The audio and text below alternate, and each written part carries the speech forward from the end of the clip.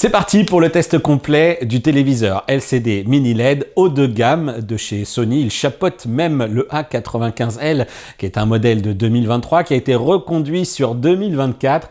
Et j'ai donc à côté de moi en 65 pouces le Bravia 9, alias également Bravia XR 90, le produit le plus avancé du constructeur qui a choisi donc cette technologie LCD pour représenter le meilleur de ces téléviseurs. Alors, certains d'entre vous le savent, on en a parlé sur le Discord, peut-être à l'occasion de live également pour les plus proches de la chaîne YouTube. Eh bien que j'avais dit que je temporisais le test de ce Bravia 9 parce que lorsque je l'ai reçu, il ne m'a pas mis la claque technique, visuelle que certains revendiquaient au travers de tests ou même au travers de certaines vidéos également. Certains dans les Discord disaient « ouais, ça a l'air d'être génial comme produit ».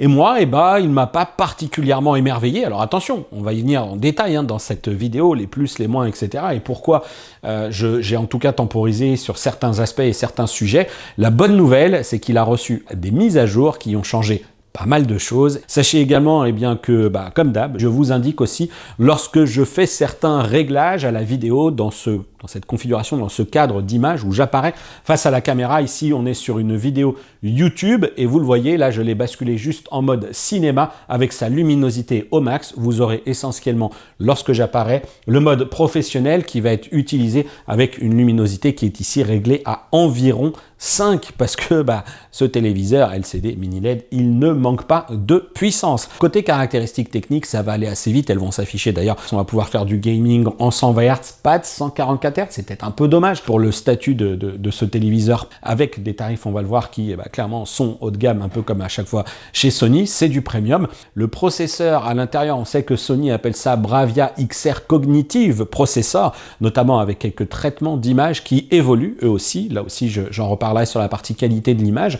Mais ce Bravia XR Cognitive Processor, c'est jamais qu'une puce entre guillemets Mediatek Pentonic 1000 que l'on peut identifier sous sa référence MT5897, ce qui ne lui permet pas néanmoins d'aller au-delà de ces deux prises HDMI 2 points. Toujours pas 4 prises de disponibles pour le HDMI 2 points sur ce téléviseur. Concernant ensuite également la partie compatibilité des formats HDR, on sait qu'on a le HDR10, le HLG et le Dolby Vision. On n'a pas de HDR10+ ici. Je vous ai affiché également l'indice de durabilité du téléviseur. C'est un indice qui va remplacer l'indice de réparabilité. Dans le courant de cette année 2025, c'est celui qui va devenir désormais obligatoire. Et certains d'entre vous auront peut-être remarqué que la note est assez faible. Elle est de 6,2 sur 10, ce qui se décortique par une note de fiabilité de 6,9 sur 10 et une note de réparabilité de 5,5 sur 10. Ce sont désormais des critères qui doivent intégrer la fiabilité, la robustesse, la facilité de maintenance, réparation et également des critères d'amélioration logicielle et matérielle.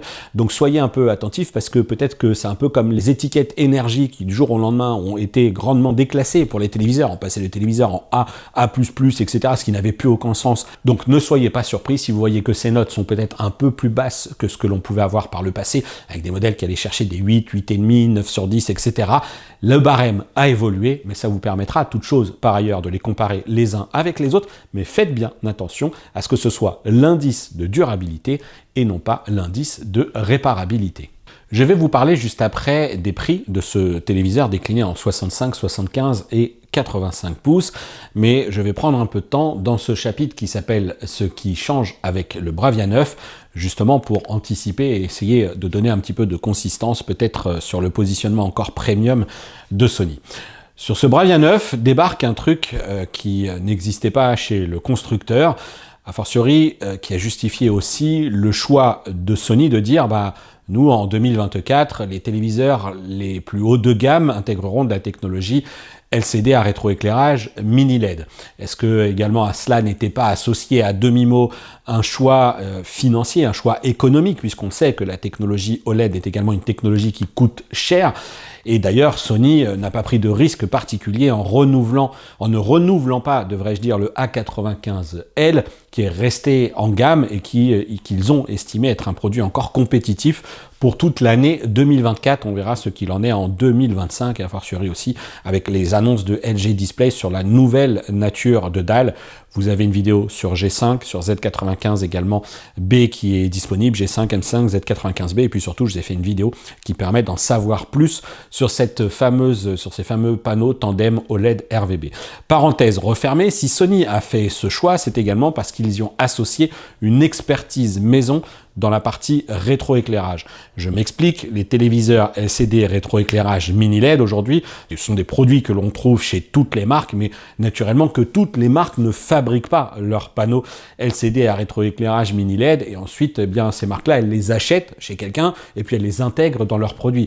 De la même manière que Samsung Electronics achète à Samsung Display les dalles d'un S95D pour les intégrer, eh bien Samsung intègre également dans ses téléviseurs LCD rétroéclairage mini LED, que sont les gammes QN, eh bien des dalles qui sont fabriquées par TCL CSOT. LG Display a cédé, de la même manière que l'a fait Samsung il y a quelques années, a cédé sa partie fabrication de dalles LCD à TCL CSOT. Panasonic, dans ses téléviseurs LCD mini LED, achète également du panneau à TCL CSOT. Hisense va en acheter également à BOE, qui est un autre constructeur de dalles LCD chinois. Et chez Sony, ce qui s'est passé cette année, eh bien, c'est qu'ils ont acheté un panneau dit open cell, c'est-à-dire qu'ils ont pris la structure, la couche de verre, le panneau à cristaux liquides, et ils se sont dit, bah, nous, cette année, on ne prend pas la couche rétroéclairage, on va tout simplement décider d'intégrer notre rétroéclairage qui s'appelle Mini LED Sony XR Backlight Master Drive, avec des espèces de contrôleurs qu'on nous avait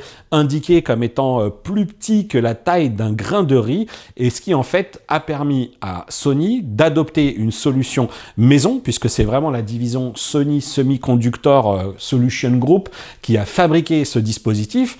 Et de fait, Sony nous annonçait cette année, alors vous allez me dire, c'est un peu comme ça tous les ans, eh bien utiliser le savoir-faire des équipes du monde du cinéma, mais également l'enseignement acquis avec les moniteurs de référence Sony, qui, je vous le rappelle, sont passés sur une technologie LCD DualCell pour le BVM HX3110, pour atteindre donc ces 4000 nits contre les 1000 nits pour la génération précédente de ces moniteurs de référence.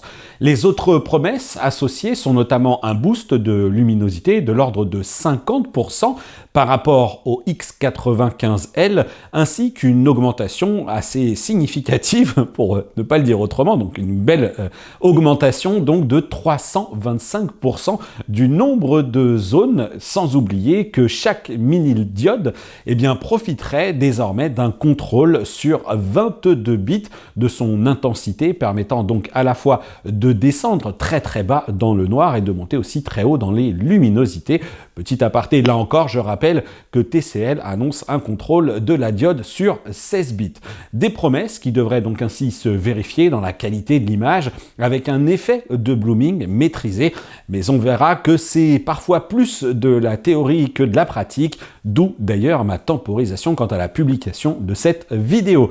Et d'ailleurs, j'y pense, mais pour être un peu plus précis aussi, cette dénomination XR Backlight Master Drive de Sony, eh bien on la trouvait déjà sur des précédents modèles de TV qui avaient une puce Bravia XR Cognitive Processor, dont le 8K, le Z9K ou encore l'Ultra HD X95K, mais cette édition 2024 serait vraiment différente avec des bénéfices attendus sur la partie consommation énergétique aussi, que je n'ai pas franchement constaté.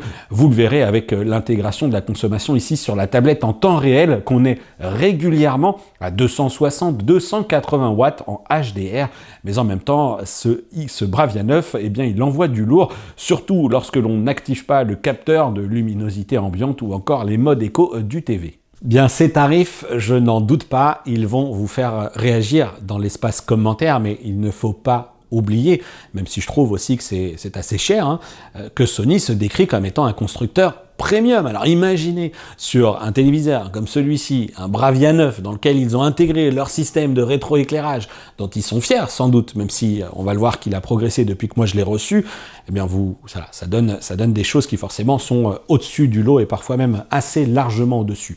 Est-ce que c'est justifié ou non sur l'approche, ensuite qualité de l'image, etc. On va poursuivre dans la vidéo. En tout cas, il y a un autre peut-être des éléments qui va pouvoir faire pencher la balance, ou en tout cas justifier peut-être une partie du tarif, c'est la finition, l'ergonomie matérielle et ce qu'on vous livre dans le carton. L'ergonomie matérielle, chez Sony, un peu comme je l'avais décrite également pour le Bravia 8, c'est assez impeccable. Alors c'est un choix dans le design, c'est-à-dire que vous n'allez pas retrouver un téléviseur LCD particulièrement tout en finesse, etc. On ne va pas être comme chez TCL par exemple, qui réduit les fameuses distances optiques, les fameuses OD. On est sur de l'OD5 par exemple, on va être sur de l'OD2 sur les modèles haut de gamme, et puis il nous parle d'OD micro également pour les panneaux LCD, rétroéclairage, mini LED. Chez Sony, ça reste quand même un peu costaud, mais ça justifie aussi par l'intégration d'un système audio plus évolué. Je ne l'ai pas mentionné auparavant dans la partie caractéristiques techniques, mais il évolue et j'y reviendrai dans la partie qualité audio. Et puis ça intègre aussi, ça explique aussi peut-être certaines précautions que le constructeur a décidé de prendre. Peut-être qu'il y a des composants à l'arrière, il dit nous, pour que nos composants vieillissent bien, on a besoin de leur donner un peu de place pour que ça ventile bien la disposition de nos choses. Ils font sans doute des choix de conception à la japonaise qui font que ce produit, il est peut-être un petit peu plus épais. En tout cas, c'est impeccable dans l'assemblage, dans la conception, il n'y a rien qui dépasse, c'est très très joli, c'est très très fin également dans le bandeau du bas. On a ce petit logo Sony qui est juste très élégant. Certaines marques font le choix de ne plus l'intégrer. On a les enceintes aussi qui sont intégrées, comme je le disais ici en partie basse. Et puis on a cette multitude de caches ici avec ces motifs Astri. Alors ces caches-là, ce sont ceux qui vont notamment cacher, enfin dissimuler au dos, si jamais on souhaite l'accrocher au mur, qui vont dissimuler l'emplacement pour les pieds. Je vais y revenir tout de suite. Ensuite, on a ces caches ici un petit peu plus grands aussi, qui eux vont servir cette fois-ci à masquer la connectique, et puis lui aussi qui vient finir la partie connectivité. Le câble management, eh bien regardez ces images, c'est quand même assez redoutable, puisque une fois que l'on a branché les 4 câbles HDMI en l'occurrence, mais on pourrait aussi avoir soit des cartes pour les tuners TNT, mais aussi pourquoi pas pour ces tuners satellites, puisqu'il est ici intégré. Et bien ensuite, on a ce petit mécanisme qui va nous servir tout simplement à maintenir ces câbles HDMI. Voilà, hop, on clipse comme ça.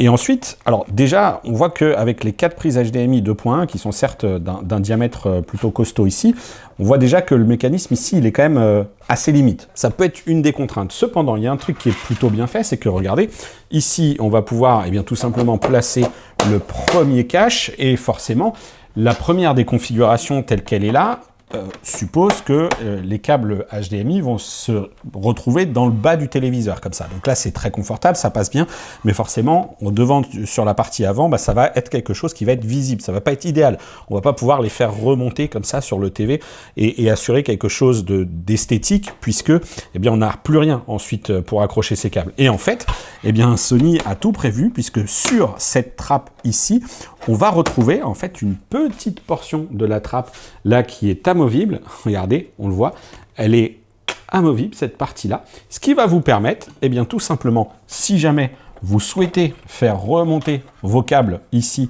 en position haute, de faire comme ça, regardez, hop, et là, je me retrouve avec une finition qui est impeccable et je peux désormais guider mes câbles comme ça derrière le téléviseur. Alors ça nécessitera forcément une petite intervention pour finir et les accrocher ici, mais regardez, c'est quand même super propre. Et puis ensuite, on a les pieds. Les pieds qui, eux, comme sur le Bravia 8, sont réglables selon 2 positions en largeur et selon 2 hauteurs également. Pour les positions en largeur, on est là sur 140 cm environ pour ce modèle de 65 pouces. Lorsqu'on va les resserrer, il va falloir compter environ 45 cm. Ensuite, on a la hauteur de ces pieds. Dans cette configuration, le bas du châssis serait à environ 3 cm du meuble et on aurait le bas de l'image, le bas de la dalle qui serait lui à 4 cm. En position haute, on est sur 8,5 cm pour le bas du châssis et on est sur 9,5 cm pour le bas de la dalle. Et vous le voyez, là, on est sur du pied métallique. Là, c'est pas du tout du pied plastique, c'est un pied métallique qui est très très robuste, qui s'en fiche assez facilement, qui va d'ailleurs grandement faciliter l'installation de ce téléviseur. Et voilà, et là vous le voyez, on a quand même une belle hauteur, ce qui permettra d'accueillir une barre de son assez costaud, assez haute, entre guillemets, et ça ne devrait pas gêner, y compris pour la reproduction du son en Dolby Atmos. Et donc ça, c'est plutôt une bonne nouvelle, même si ce téléviseur, eh bien, dans la composition de ses enceintes, il intègre justement un système audio avec des haut-parleurs en position haute pour la reproduction du son en Dolby Atmos. Enfin, pour terminer cette partie ergonomie matérielle sur une note que j'ai quand même envie de qualifier de positive, on a 2 télécommandes de livrer avec le téléviseur. Alors oui, ça fait du plastique en plus, mais Sony a recours à son plastique recyclé, le fameux sort-place que l'on va retrouver d'ailleurs dans des éléments du châssis lui-même. D'une télécommande basique, d'abord, vous la voyez avec ces touches qui ne sont pas rétroéclairées, qu'il va falloir pointer vers le téléviseur, etc. Parce que c'est une télécommande qui utilise l'infrarouge, qui peut être pratique, et puis une télécommande cette fois-ci plus premium, comme on aimerait en voir notamment un peu plus, puisqu'elle est rétroéclairée, avec son petit capteur ici en position haute. Les touches vont se rétroéclairer dès qu'elles vont détecter qu'on est dans la pénombre et puis qu'on manipule la télécommande. On a quelques touches de raccourci, Netflix, Disney+, Prime Video, YouTube, Crunchyroll, et puis le Sony Picture Score. Ce modèle ici, ce Bravia 9, moi je l'ai reçu sans la Bravia Cam, mais naturellement, elle est disponible en option. Vous pouvez également ajouter la Bravia Cam ici à ce téléviseur. Caméra qui, je le rappelle, va vous permettre d'accéder à des fonctionnalités de commande gestuelle et puis des fonctionnalités également d'optimisation de la qualité de l'image, de la qualité audio. Elle va identifier les spectateurs dans la salle, savoir à quel endroit vous êtes placé, réorienter les enceintes, ajuster la luminosité, détecter si un enfant se positionne également trop bas devant l'écran, trop près de l'écran, pour abaisser automatiquement la luminosité pour ne pas lui abîmer les yeux. Bref, beaucoup de bonnes intentions. Allez, on va passer maintenant à la grosse partie de ce test qui concerne la qualité de l'image.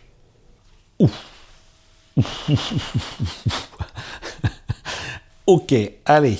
Dolby Vision lumineux, on va le détendre aussi pour se parler de cette partie qualité de l'image avec la boucle ici du labo de Jay, Jean-Antoine qui nous a fait ce court-métrage Mustang.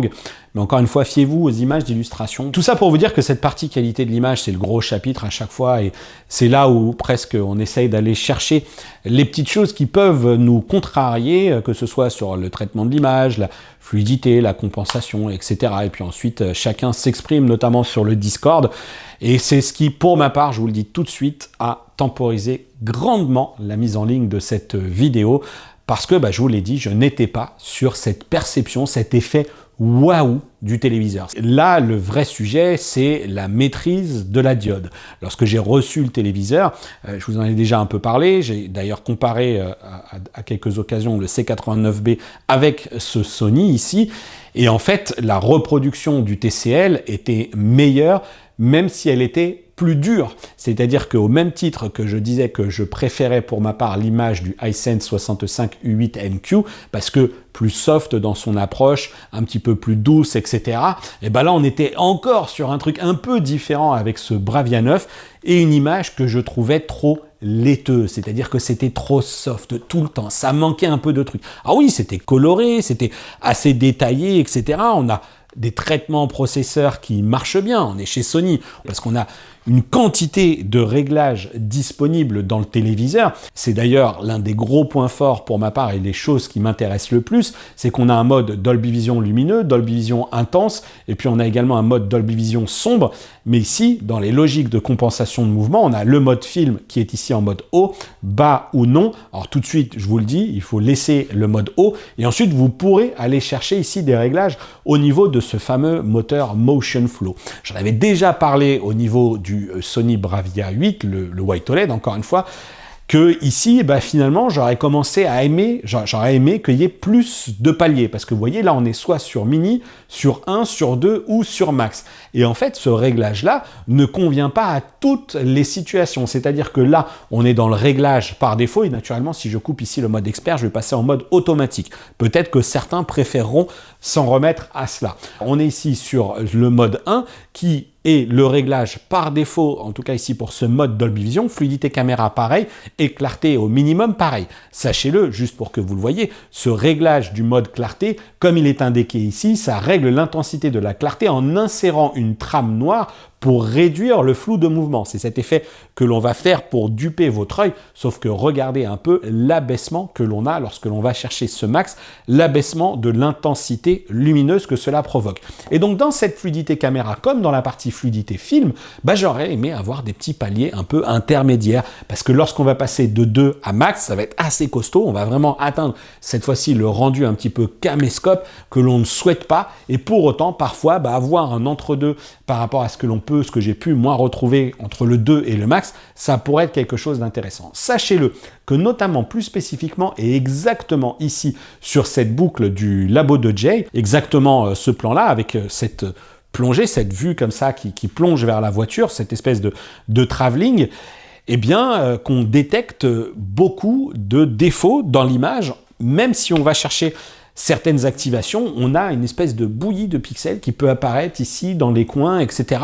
Bon là vous l'avez vu, je suis en train de lire ce fichier, c'est pas le gros fichier que Jay a et que je pourrais à la limite lui demander, c'est la version que vous pouvez vous-même télécharger sur le site du labo de Jay. Et là c'est très propre, mais si on commence à exagérer un peu des traitements de fluidité, etc., on va créer des artefacts, on va créer des choses qui sont pas géniales. Donc c'est en cela notamment que pour ma part, j'aimerais que Sony nous offre des paliers intermédiaire dans ces différents réglages et traitements sur cette partie qualité de l'image.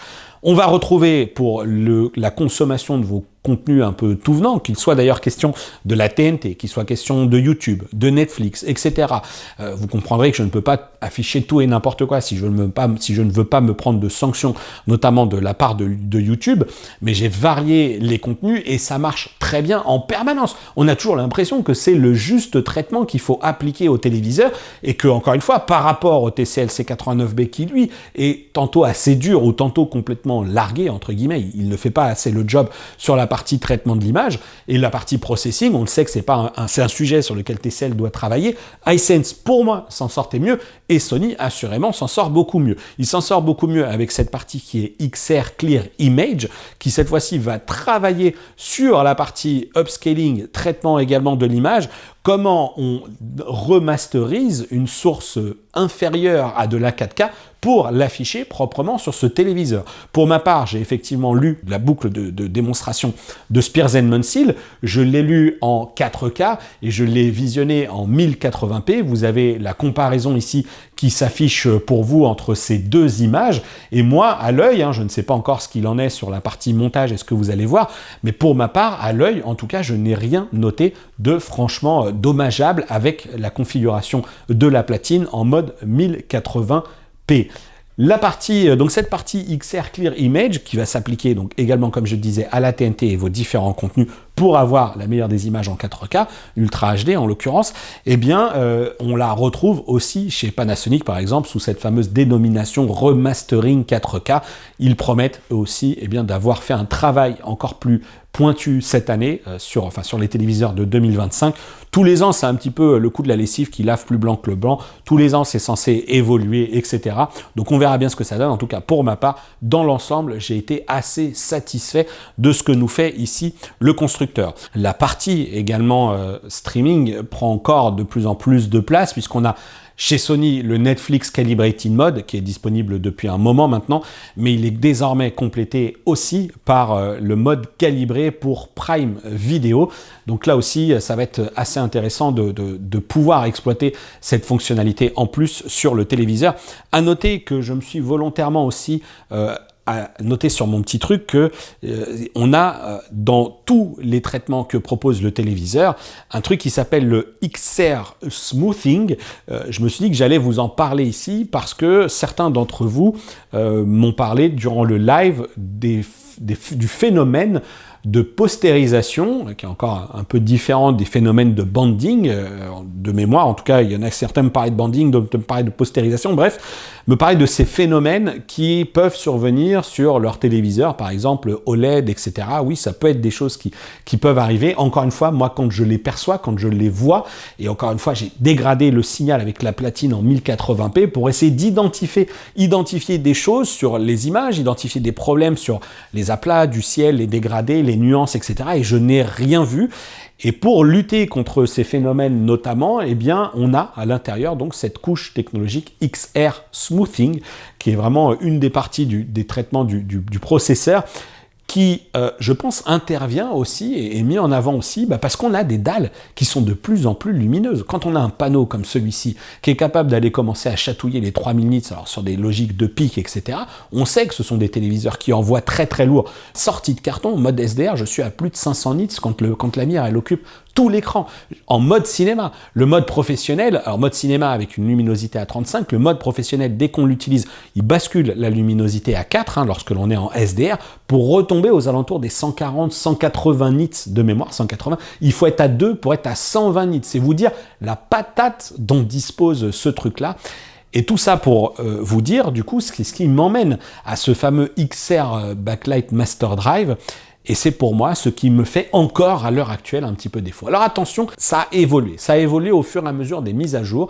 J'ai eu, depuis que j'ai ce téléviseur, je crois 2 ou 3 mises à jour. Et la perception de l'amélioration sur le côté qualité de l'image, elle était notable. J'ai vraiment remarqué que la qualité de l'image s'améliorait au fur et à mesure des mises à jour. Et la toute dernière, qui doit dater de mémoire avant ma petite pause de fin d'année avec les fêtes de fin d'année, donc ça doit dater de mi-décembre.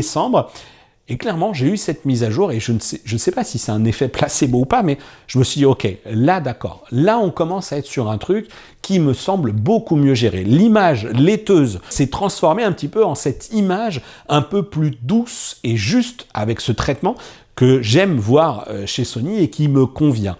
Le vrai sujet, c'est que, encore une fois, même si ça c'est très très joli, les images que vous avez à l'écran, eh ben, il y a un souci sur les angles de vision. Voilà, les angles de vision, encore une fois, sur le côté, ne sont pas parfaits.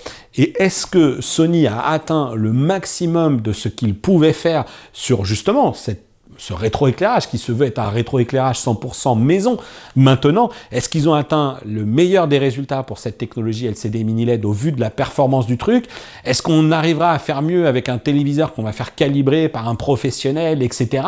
Moi, je vais m'y attaquer au calibrage également de ce Sony, et je vous en parlerai dans la partie résultats des mesures si j'y suis parvenu, parce que on sait qu'il peut y avoir des choses un petit peu capricieuses.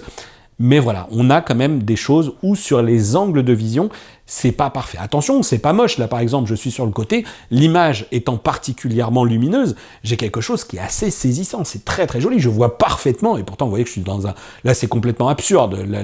Ma position par rapport au téléviseur, personne ne regardera un téléviseur sur le côté comme ça. Par contre, la logique d'avoir un point lumineux dans la pénombre, une lumière spéculaire, une lumière de phare, comme on le voit sur la boucle du labo de Jay, ou des choses comme ça, des sous-titres, et ben forcément, ça ressort à nouveau, on rejoint un petit peu le défaut de cette technologie LCD mini LED, même si encore une fois, j'ai vu évoluer la chose, donc peut-être qu'il y a encore une petite marge de manœuvre, de marge de progression. Est-ce que également Sony a touché le plafond, est arrivé au maximum? Je vous dis ça dans cette logique où il y a des contraintes physiques. TCL, on le sait, ils arrivent à améliorer ça aussi en réduisant cette fameuse distance optique, mais je la connais pas ici sur le Sony. Si ça se trouve, c'est la même et le châssis est juste plus gros, comme je l'ai dit, parce qu'il se réserve un coffre, entre guillemets, de dissipation thermique, un volume de dissipation thermique, et il se réserve aussi plus de place pour leurs composants électroniques. Voilà, donc par exemple, là-dessus, on peut voir que le noir, parfois, vire un petit peu au gris-bleu. Voilà, donc c'est pas toujours parfait, mais encore une fois, qui regardera son téléviseur au-delà? Voilà, si je me mets là, c'est déjà très très bien comme ça dans cette position. Bon. Et puis là, vous le voyez, surtout les bandes noires, il y a pas, ça baffe pas trop en partie basse, etc.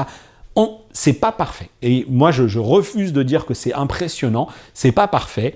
Je trouve même que sur bien des sujets, le TCL C89B fait mieux. D'ailleurs, j'ai pu le remarquer assez régulièrement que sur bien des aspects, le C89B fait mieux. Si ça se trouve, le Hisense ferait aussi mieux. À voir. J'en suis pas sûr. En tout cas, sur l'expérience au global, c'est sûr que tout le processing d'image de Sony, je pense, l'emportera sans doute aux yeux de beaucoup d'entre vous, mais alors à quel tarif? À quel tarif? Et là, c'est là que je vous pose la question, est-ce que ce prix est encore justifié quand on sait que ça progresse énormément chez les autres? Je vous parle régulièrement de C89B parce qu'on sait qu'en plus, il y a ce firmware un peu non officiel pour lequel vous retrouverez une vidéo aussi sur la chaîne, ce fameux 999 qui, on le sait, fait évoluer considérablement le téléviseur. Sera-t-il disponible en 2025 sur les téléviseurs de série? Pour l'instant, j'ai eu des échos comme quoi des choses allaient évoluer, mais je ne sais pas si tout sera implémenté ou non. Et d'ailleurs, je vais le dire assez clairement, quitte à ce que ça hérisse le poil de certains d'entre vous, mais je suis convaincu que dans certaines situations, le TCL 65C89B fait mieux que ce Bravia 9. Dans beaucoup de situations, il n'a pas grand-chose à lui envier, avec des sources de bonne qualité, lorsque la partie processing de Sony n'aura pas besoin de manifester sa supériorité technique.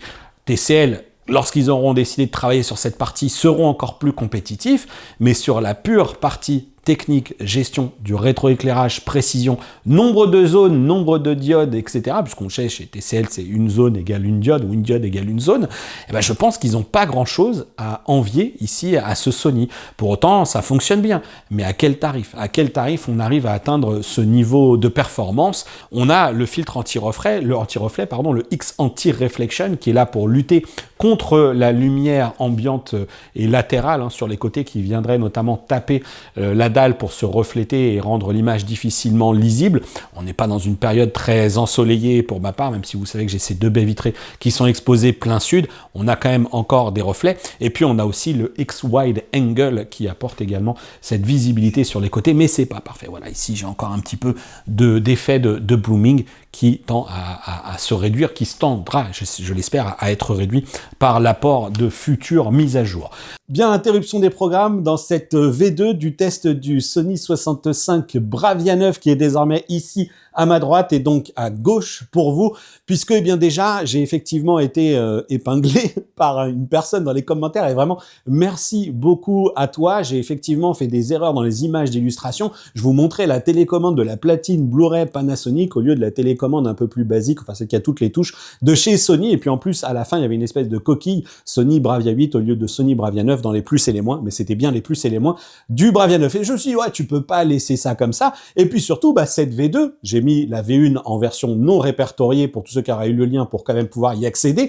Et dans cette V2, c'est un peu le moment pour moi de réagir à ce qui a été dit dans les commentaires. Si je vous annonce dans ma vidéo que ce TCL C89B qui est désormais ici à ma gauche et donc à droite pour vous, si je vous dis que ce téléviseur, il se tient de très près dans la logique de la gestion du blooming et que parfois même il fait mieux, je vous dis pas ça parce que je suis en train de vous vendre une télé ou une autre, je vous l'ai dit, je m'en fiche, je vous suggère des liens d'affiliation, mais quasi personne ne les utilise, vos produits, vous allez les acheter en boutique. Quasi personne ne fait de dons non plus sur la chaîne pour remercier pour le travail. Alors c'est très gentil, vous me laissez plein de commentaires positifs, etc. Et encore heureux. Et puis dans cette vidéo Sony Bravia 9, il y a certains qui se disent « Ouais, comment tu peux dire ça? T'es un vendu à TCL. » Je tire le trait volontairement, mais des gens s'offusquent en se disant « Mais non, mais c'est pas possible, tu peux pas dire ça. Unanimement, il est reconnu comme étant très bien. » Mais oui, il est très bien ce téléviseur, je vous l'ai dit. Ça fait des semaines, moi, que je l'ai ce TV et j'ai temporisé la publication de ce test, tout simplement parce que j'estimais qu'il était théoriquement supposé faire mieux. 3000, on est ici sur 2700 €, pardon, sur la version 65 pouces. Je vous parle du prix qui est actuellement pratiqué. Et on est ici sur moins de 1200 € également sur le prix qui est actuellement pratiqué. Et donc, j'avais dit, le Bravia 9, pour moi, qui a déjà progressé, il va falloir qu'il progresse encore. Est-ce que Sony en est capable? Je l'espère, sans doute. Ils maîtrisent désormais leur propre technologie de rétroéclairage avec ce XR Backlight Master Drive. C'est ça que j'étais en train de vous expliquer. C'est ce que j'étais en train de vous dire. Et justement, vous voyez ici s'afficher depuis tout à l'heure, eh bien, des images, ce sont celles que j'ai tournées et que je vais vous proposer de découvrir dans une vidéo plus détaillée de réponse où je vais même aller jusqu'à filmer l'écran de la caméra pour vous montrer que ce n'est pas du cheating au niveau des réglages. Je filme avec des réglages manuels pour vous offrir quelque chose au plus proche de ce que moi je vois. Je suis pas en train d'utiliser un smartphone avec un stabilisateur de merde qui va vous capter une image qui va faire des grosses variations. Non, je passe sur des choses qui sont, je l'espère, le plus qualitatif pour vous et les plus représentatifs. Donc ce duel, j'avais l'intention de toute façon de le faire dans un format live pour répondre à vos questions, etc.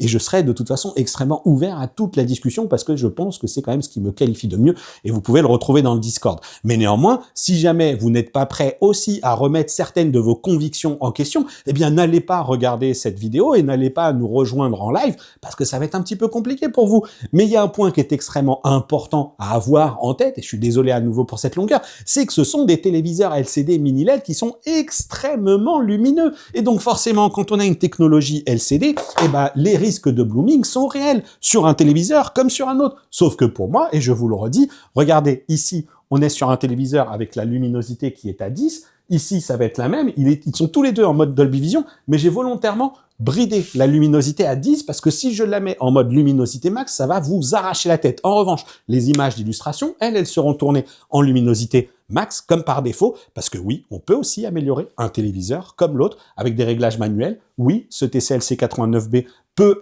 aussi accéder à un firmware qui n'est pas officiel, qui métamorphose complètement le téléviseur, et je l'espère que ce Sony Bravia 9 va lui aussi évoluer, sans doute, je l'espère, et vous avez donc ces valeurs de pic de luminosité notamment et de la colorimétrie, etc. pour le Bravia 9 dont je vous en parlerai dans une vidéo dédiée. Voilà, pour la partie un petit peu insertion, la vidéo, comme je l'ai dit, avec cette première comparaison, eh bien, est à venir, parce qu'encore une fois, je ne vends pas de télé, je ne suis pas là pour ça, je n'attends pas que les marques m'invitent absolument, je ne fais pas ça pour ça. Quand je fais une vidéo, je la fais avec, eh bien, la matière que j'ai et avec les constats que je fais. Ensuite, si d'autres ont d'autres points de vue, eh ben, ça vous permet tout simplement d'arbitrer, d'en tirer un juste milieu. Allez, on reprend sur la suite de cette vidéo.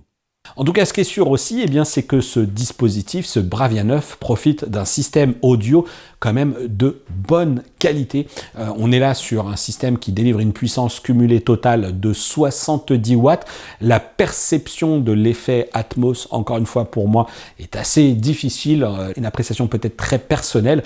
En revanche, ce qui est sûr, c'est que l'on a cette technologie audio Voice Zoom 3 qui permet de détacher la voix du reste du spectre qui fonctionne bien. C'est une belle reproduction, on a quand même un effet de spatialisation qui est intéressant, c'est efficace. Je ne suis pas sûr que ce soit du niveau du Panasonic Z95A que j'ai également en test, c'est assez proche, je pense que le 95 est un peu au-dessus, mais pour un dispositif intégré à un téléviseur sans barre de son apparente, etc., c'est loin, vraiment très loin d'être ridicule, donc c'est plutôt une très bonne chose là-dessus. Pareil, je ne peux pas tester ici la fonctionnalité de Acoustic Center Sync qui permet de connecter ce dispositif avec les produits Sony Bravia Theater, mais là aussi c'est un peu le Q-Symphony à la sauce Sony. Q-Symphony c'est Samsung, ils l'ont tous aujourd'hui, du Wow Orchestra, même chez Hisense il y a des choses comme ça qui existent. Ça va vous permettre de faire communiquer le téléviseur avec la suite de l'équipement, le reste de votre équipement audio. Il y a un point sur cette partie qualité audio que j'ai découvert vraiment par hasard, parce que je vous cache pas que les fonctions d'économie d'énergie, je les utilise quasiment jamais sur les téléviseurs, et c'est vrai que c'est quelque chose sur lequel Sony insiste pas mal. On sait même qu'on a ce tableau de score, etc., qui va nous permettre de savoir si on est un utilisateur économe ou non. Bref. Et surtout, ce que je me suis rendu compte, c'est que lorsqu'on active le mode d'économie d'énergie, ça abaisse la luminosité de l'image, mais ça joue aussi sur la qualité audio. Regardez, je vais poser le micro et vous allez voir là que le volume, il est à 30 actuellement. Je vais déclencher la lecture. Est-ce que ici, le capteur rétroéclairage ambiant, je vais le couper? Voilà, le mode d'économie d'énergie est désactivé et je vais lancer la lecture de la vidéo. Donc là, je suis à 30. Pour le coup, je vois bien les fuites de lumière là.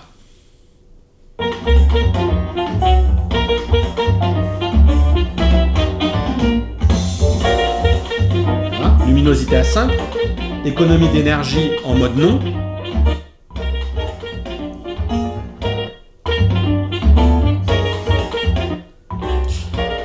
Et je suis toujours à 30. Le téléviseur est toujours à 31 parce que je viens d'appuyer sur plus, mais voilà.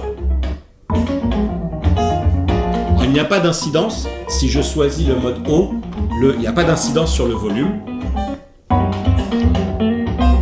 Et il n'y a pas d'incidence non plus lorsque l'on utilise le capteur qui est intégré là, lorsque l'on utilise cette fois-ci le réglage automatique en fonction de l'éclairage ambiant, qui est plutôt lui un ajustement de la colorimétrie de l'image, qui est d'ailleurs pas très intrusif, pas très poussé comme solution, et c'est tant mieux, puisque voilà, il faut pas non plus que ça devienne n'importe quoi dans la gestion des couleurs. Mais voilà, donc du coup je trouve que c'est un truc assez, voilà, pour le coup, j'ai manipulé ça, je me suis dit, ah tiens, bizarre. Mais ça se trouve, c'est déjà le cas depuis longtemps. C'était peut-être déjà le cas sur le Bravia 8 et j'étais juste complètement passé à côté. Mais un système audio assez intéressant. Et encore une fois, dans cette boucle de démo, là, pour le coup, on se dit que ça serait cool si Sony arrivait à un petit peu plus fine-tuner son rétroéclairage et limiter les risques de l'effet de blooming. Voilà. J'en arrive maintenant à la partie jeux vidéo, ce qui va d'ailleurs gentiment nous mener aussi à la fin de cette vidéo de test avec le bilan, etc. ensuite, mais je vais passer sur toute cette logique d'ergonomie logicielle. Vous retiendrez juste que ce Google TV fonctionne encore très bien ici, c'est quand même très fluide. La puce Pentonic 1000 réagit bien et puis surtout, on est là sur l'un de mes systèmes d'exploitation préférés, en tout cas la surcouche qu'apporte Sony ici à Google TV fait partie de celles qui me plaisent le plus. On sait que Google a fait notamment certaines annonces au CES avec l'intégration de Gemini, etc. sur certains téléviseurs, notamment TCL en 2025. Je suis pas sûr de l'intérêt de ce truc-là. Et puis je vous reparlerai dans le test du Panasonic aussi de Fire TV OS. Voilà, donc pour moi, ça fait encore partie de ces systèmes d'exploitation qui sont plutôt une bonne référence à retenir. Et je l'apprécie notamment aussi beaucoup par la richesse des menus de réglage et les différentes surcouches. C'est plutôt bien fichu. Ensuite, il y a un truc qu'il va falloir retenir pour la partie gaming, revenons-en, eh bien c'est que vous allez devoir aller, et d'ailleurs je pense qu'il faut le faire tout de suite, c'est-à-dire que vous irez dans la partie paramètres, vous irez ici dans chaîne et entrée, vous irez dans entrée externe, et puis vous irez dans format du signal HDMI, et vous pourrez le basculer sur tous les connecteurs, vous pourrez le basculer sur format amélioré, et ici je suis sur format amélioré avancé puisque c'est là-dessus qu'est branchée la console, la Xbox Series X. Je n'ai pas de PlayStation 5 et donc je ne saurais vous valider ces fonctionnalités dites Perfect for PlayStation 5 que met en avant Sony, notamment aussi avec des interactions plus précises, une communication plus fine entre la console et le téléviseur dans la gestion du tone mapping, du game mode aussi, qui est le choix, l'identification du mode, du type de jeu, etc. Bon, néanmoins, ça fonctionne ici très bien, et ça fonctionne très bien tout simplement parce qu'on a accès à cette game bar, je l'appelle game bar, mais en fait c'est game menu 2.0. On va retrouver le choix du mode de jeu. Ici, on est sur FPS, RTS et standard. C'est assez non pas pauvre, mais disons qu'on va trouver plus de modes chez d'autres constructeurs. Le choix de l'activation ou de la désactivation du VRR, le choix de l'activation de la réduction du flou de mouvement. Alors là, il est désactivé parce que je ne suis pas en mode jeu, mais j'ai pu l'éprouver à la fois, essentiellement d'ailleurs sur mon PC, le Razer Blade 18 que j'ai connecté au téléviseur, donc en 120 Hz. C'est vrai qu'on peut regretter qu'on ne soit pas sur du 144 Hz sur ce téléviseur qui est assurément un téléviseur haut de gamme, on n'est que sur du 120. Et pour le coup, cette fonction de réduction de mouvement ne m'a pas convenu, en tout cas pas sur le FPS. Ça a commencé à un moment donné, j'étais plus, il y a un truc qui allait plus, voilà, j'avais trop de décalage entre la souris, je pense que ça a commencé à créer du lag, ça ne me convenait pas. Ensuite, on a l'égaliseur ici de zone sombre selon différents paliers, coupé, mode bas, mode moyen et mode haut, et là aussi, cet égaliseur de zone sombre, en fonction des titres que vous allez utiliser, ça va vous donner des images complètement délavé à tel point qu'il vaut mieux le couper bien souvent ou l'utiliser au mieux en minimum parce que sinon c'est vraiment assez agressif. Mais bon voilà, c'est disponible, la dalle elle vous permet, la ressource lumineuse de la dalle vous permet notamment de l'exploiter, mais vous voyez là avec ces images sur Counter-Strike que c'était complètement délavé et ça c'était pas spécialement quelque chose que je recommanderais de faire. Pareil, pour ma part, je n'ai pas trouvé très pertinent à nouveau le choix de ce réglage personnalisable de la taille de l'écran. On sait que c'est quelque chose qu'il est possible d'utiliser, j'en parlais déjà sur le Bravia 8, mais je vous avais aussi déjà à l'époque dénoncé, je vous avais un petit peu partagé mon retour d'expérience sur le fait que je trouvais que ça rajoutait de la latence. Alors du coup, sur ce 65 pouces, moi j'ai joué systématiquement en mode plein écran, mais vous voyez là, je suis à 65% de l'image, on peut descendre comme ça très bas. Donc sur du 65, je trouve pas que ça... j'ai pas trouvé l'expérience particulièrement convaincante. Peut-être que sur un 75 ou un 85 pouces, ça va commencer à devenir plus intéressant encore. Mais pour ma part, c'est pas quelque chose que j'ai grandement utilisé. C'était déjà le cas sur le 65 en Bravia 8, comme j'avais commencé à dire, où j'ai trouvé que ça rajoutait de la latence. Voilà, le confort n'était pas spécialement là. Ensuite, on a la présence de cette Mir Crosshair qui va vous afficher ici cette petite croix au centre de l'écran. Croix qui peut être grise, rouge, verte, qui peut être un point gris, un point rouge ou un point vert, voilà, si jamais vous souhaitez l'utiliser. Et enfin, on a cette dernière fonctionnalité qui est cette fois-ci la possibilité d'utiliser des fonctionnalités de recherche YouTube. Alors là, vous allez le voir en mode d'utilisation.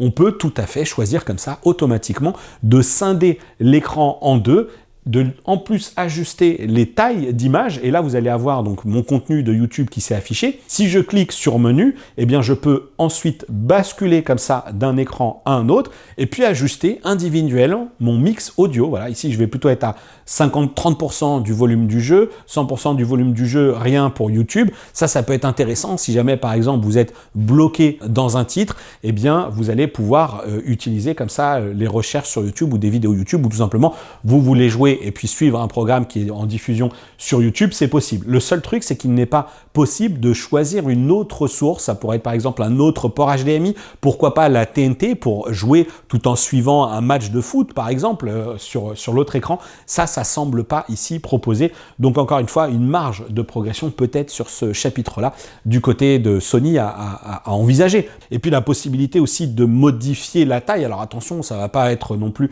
dans des ratios complètement dingues parce que vous allez le voir, voilà, ça c'est grande taille d'écran ici pour la partie gauche ou ici pour la partie droite. Et là, ici, on est sur la partie taille normale. Et lorsque, hop, retour, lorsque ici je choisis l'une ou l'autre, on voit que j'ai les mêmes fonctionnalités qui sont proposées. Mais si je retourne ici et que je fais vraiment précédent, que je reviens en arrière comme si je lui disais, bah tiens, est-ce que je retournerai pas à mon menu Google TV pour aller chercher un autre programme ou une autre source? Ce n'est pas possible.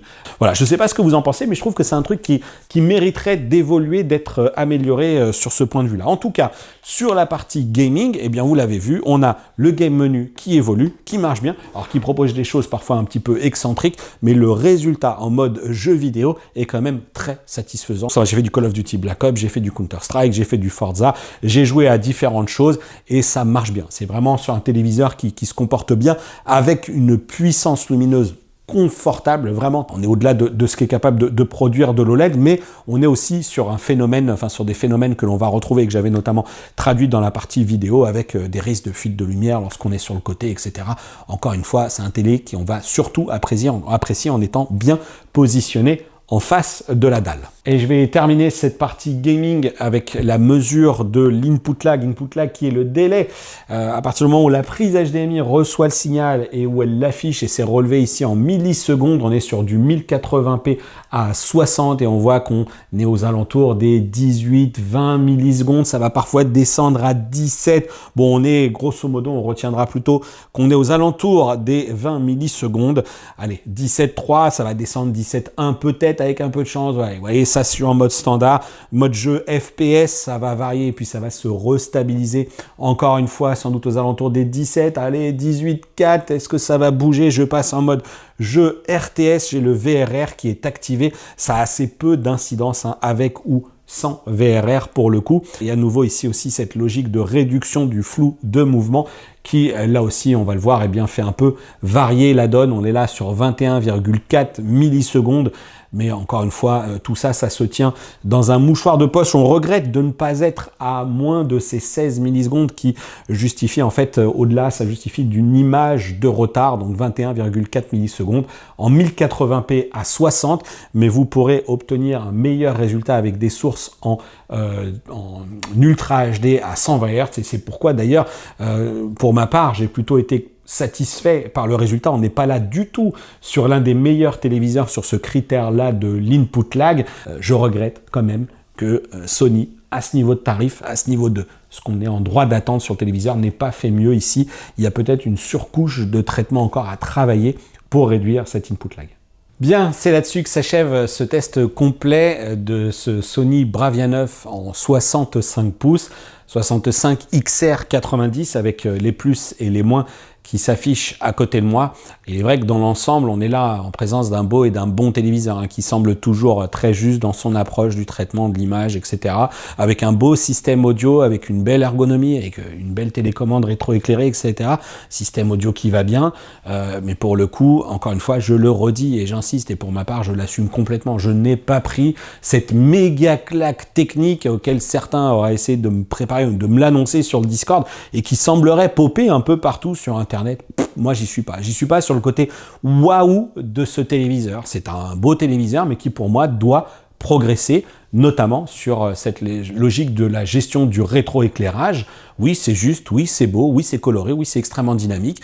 On va le voir dans la vidéo des résultats des mesures qui sera publiée plus tard aussi, que ce téléviseur bat certains records, fait des choses assez dingues, mais il n'est pas parfait, loin de là non plus, sur la partie calibrage du TV, a fortiori en mode cinéma. Là, beaucoup des images que vous avez vues ont été diffusées avec le mode professionnel, parce que le mode cinéma est complètement, va vers ce côté un peu fantaisiste de l'image, qui se généralise, et ça a été un point que j'ai beaucoup partagé sur le Discord, parce que certains reprochaient des choses au TCL C89B par exemple, et j'ai dit attention, le côté le côté fantaisiste, le côté, je dis saturé, mais over de l'image, le truc toujours un petit peu trop, y compris en SDR notamment, en fait, aujourd'hui, c'est sur beaucoup de marques qu'on le retrouve, et Sony y compris aussi. Vous n'avez pas sorti carton un mode cinéma qui est parfait. On n'en est plus là, c'est terminé.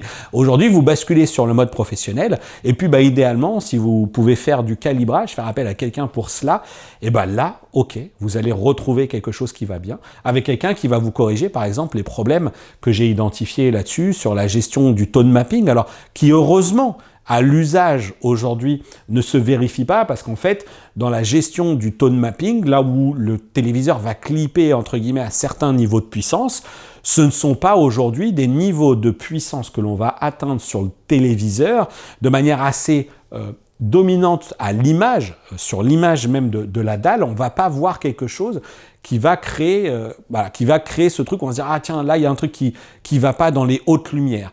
Par contre, le phénomène de blooming, on va le constater, et assez facilement même d'ailleurs, dès qu'on va commencer à prendre de l'angle, mais quand on est en face, ça se passe globalement plutôt bien. Donc voilà pour l'instant ce que j'ai à vous en dire.